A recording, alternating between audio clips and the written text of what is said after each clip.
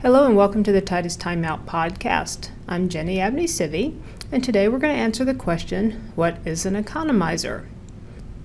So I wanted to follow up on last week's discussion about demand-controlled ventilation with a quick talk about economizers. So let me draw an air handler again.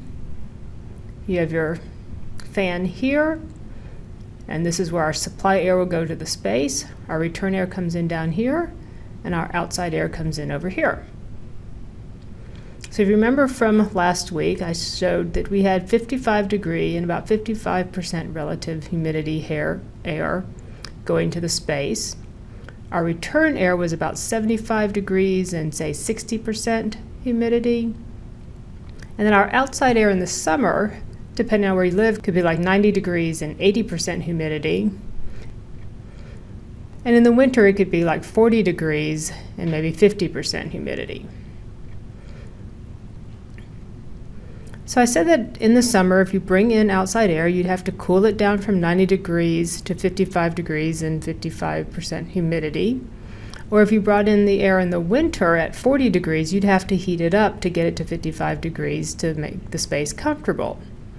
But what if the outside air was just 55 degrees and 55% relative humidity?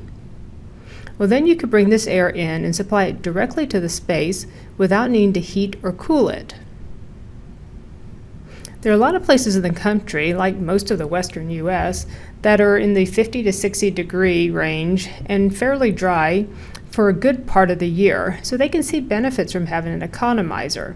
The economizer allows you to sense outdoor air temperature and humidity, depending on what type of economizer you have, and to turn off the compressor and use free cooling to cool the space, which saves energy and money. So that's what economizers do and why you want to use them. Don't forget to subscribe to our YouTube channel, and thanks for taking the time out with us.